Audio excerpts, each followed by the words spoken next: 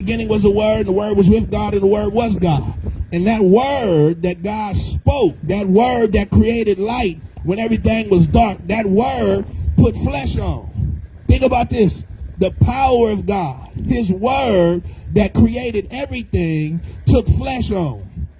And said, I'm going to come down into the world. Listen to this, Father, so that they can see what you've been saying. Do you see what the Word has to do? The Word has to give us sight. It has to cause us to see. Have you ever said that to somebody? You see what I'm saying? You've painted a picture, you've used words, and you said, you trying to see, do they get it? So Jesus came down from God to say, do you get it?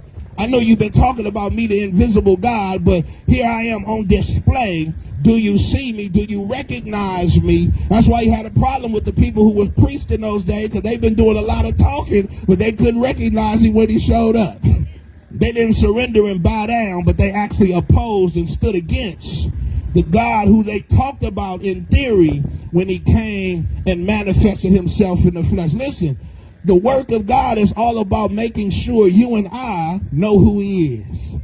This church is all about God's movement towards you and I to make sure before we get out of here, we know who he is.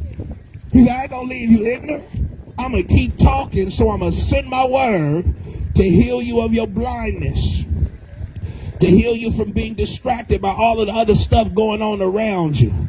Do you not know heaven right now is rejoicing? Because he said every Sunday when we pull up, people show up because God said they getting it.